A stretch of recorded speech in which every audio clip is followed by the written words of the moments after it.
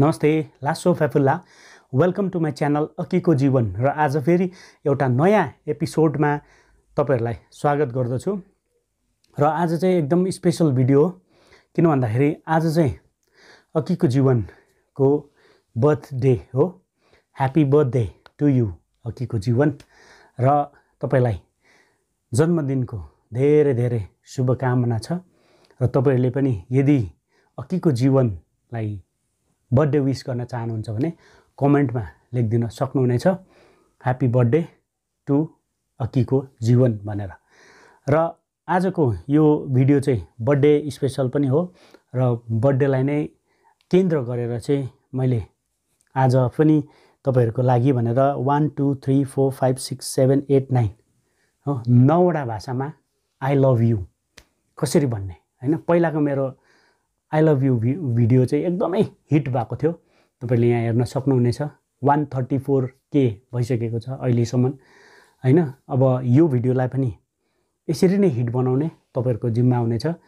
अनि हिट चाहिँ कसरी हुन्छ भन्दाखेरि तपाईहरुले शेयर गरिदिनु भयो भने चाहिँ हिट हुन्छ यो भिडियो पनि। र आशा छ यो भिडियो पनि हिट हुन्छ भनेर।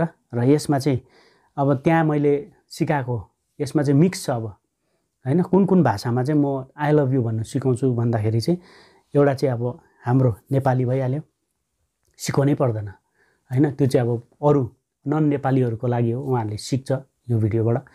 एउटा चाहिँ अब आफ्नो तामाङको त म सिकाइहाल्छु 2-3 वटा। त्यसपछि म भोजपुरीमा जान्छु, छन्ट्याल भाषा हैन। छन्ट्याल भन्ने एउटा जाति हुन्छ, उहाँहरुको भाषामा सिकाउँछु, मगर भाषामा सिकाउँछु, स्पेनिश पनि लिएको छु हैन। कतिजना त थाहा पनि छ स्पेनिशमा त्यो गीतहरु सुनेर नै। अनि इंग्लिश त हैन प्राय पढे लेखेकोहरुले इंग्लिशमा जानिहाल्छ, नपढ्नेहरुको लागि पनि हुन्छ। अनि हिन्दी, त्यसपछि बेंगोली, यति भाषाहरुमा चाहिँ म आज तपाईहरुलाई आई लभ यु भन्न सिकाउँछु। त्यो पनि आज अकीको जीवनको बर्थडेको स्पेशल हो, यो बर्थडे स्पेशल भिडियो हो। र फर्स्टमा चाहिँ म बेंगोलीबाट सुरु गर्छु। बेंगोली भाषामा चाहिँ आई लभ यु भन्दाखेरि चाहिँ आमी तोमाके भालुबासी भनेर भन्छ। आमी तुमाके भालुबासी यसरी चाहिँ तपाईहरुले भन्न सक्नुहुनेछ म आई लभ यु भनेर हैन। आमी तुमाके भालुबासी हैन। मेरो टोन अलि नमिल्न सक्छ, तर त्यो शब्दहरु भने यस्तै हो। किन भन्दाखेरि हामी त बेंगोली बोल्ने टोन त हैन, टोन नमिल्न सक्छ, तर यो चाहिँ यसरी नै भन्छ। र तपाईहरुले कमेन्टमा लेखिदिनुहोस् टोन मिल्यो कि मिलेन भनेर। आमी तुमाके भालुबासी यसरी चाहिँ भन्न सक्नुहुनेछ। र अब हिन्दीमा चाहिँ मैं तुमसे प्यार करता हूँ, मैं तुमसे प्यार करता हूँ भनेर भन्छ। अब केटाले भन्दा चाहिँ करता हूँ, अनि केटीले भन्यो भने चाहिँ करती हूँ भनेर भन्छ। मैं तुमसे प्यार करती हूँ चाहिँ केटीले, अब करता हूँ भने चाहिँ केटाले। इजी छ, मैं तुमसे प्यार करता हूँ हैन। मैले भने भने चाहिँ अब केटीले भने नि मैं तुमसे प्यार करती हूँ यसरी चाहिँ तपाईहरुले भन्न सक्नुहुन्छ हिन्दी भाषामा।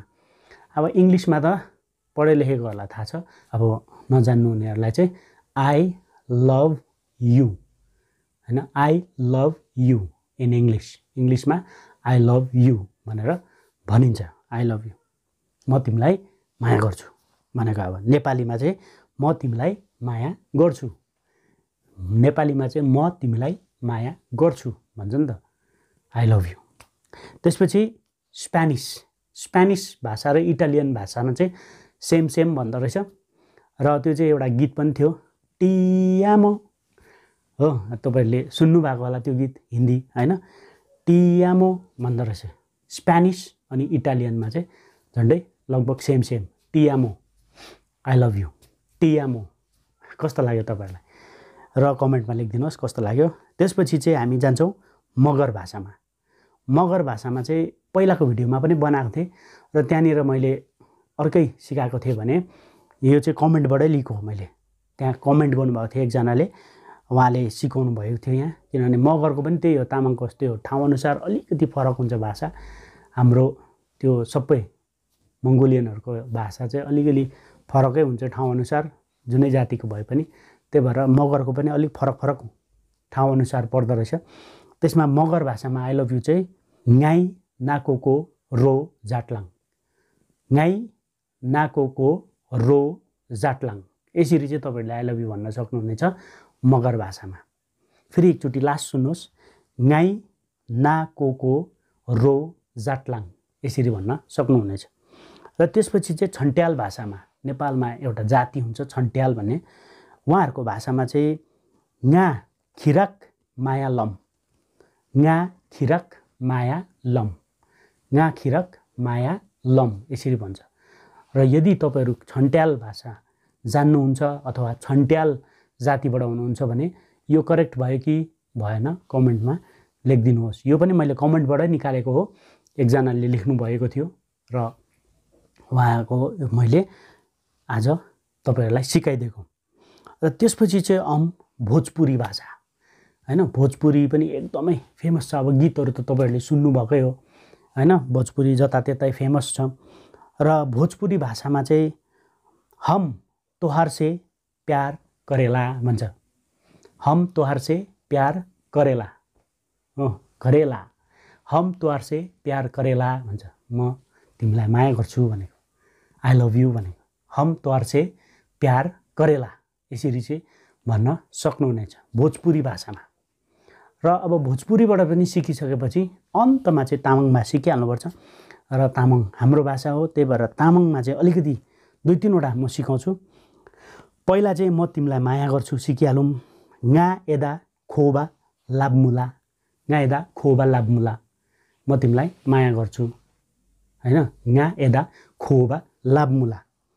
अनि त्यसपछि चाहिँ म तिमीलाई माया गर्छु, म चाहिँ ङा एदा माया लाभमुला, मायाको जग्गामा अघि खोबा लगाएको थिएँ हैन। अब कतिले चाहिँ माया नै पनि युज गर्छ नि त नेपाली वर्डै, अनि नेपाली वर्ड इङ्ग्लिस हाम्रो तामाङमा भन्दाखेरि चाहिँ खोबा भनेर भन्छ मायालाई चाहिँ, र माया भन्दा पनि हुन्छ खोबा भन्दा पनि हुन्छ। अनि अर्को चाहिँ मलाई तिमी धेरै मन पर्यो, मलाई तिमी धेरै मन पर्यो भन्नु पर्यो भने चाहिँ गादा ए लानन सेमताङजी, गादा ए लानन सेमताङजी, गादा ए लानन सेमताङजी, मलाई तिमी धेरै मन पर्यो भन्नु पर्यो भने चाहिँ यसरी तपाईहरुले तामाङ भाषामा भन्न सक्नुहुनेछ। र योहरु चाहिँ थियो 9 वटा भाषामा चाहिँ आई लभ यू। तपाईहरुलाई चाहिँ कुन चाहिँ भाषाको मन पर्यो तामाङ भाषा छोडेर त्यो कमेन्टमा लेखिदिनुहोस् हैन। तामाङ भाषा त अब तामाङहरुलाई मन परिहाल्छ, तर यदि तपाईहरु तामाङ हुनुहुन्न भने चाहिँ कुन चाहिँमा चाहिँ आई लभ यू भनेको मन पर्यो भन्नुहोस्। तामाङ हुनुहुन्छ भने चाहिँ तामाङ बाहेक कुन चाहिँमा चाहिँ तपाईहरुलाई मन पर्यो त्यो पनि कमेन्टमा लेखिदिनुहोस्। र फेरि पनि आज अकीको जीवनको बर्थडेको स्पेशल विश गर्दै तपाईहरुसँग छुटिन चाहन्छु। र यो भिडियो कस्तो लाग्यो त्यो पनि भन्नुहोस्। Thank you so much. थुजेछे।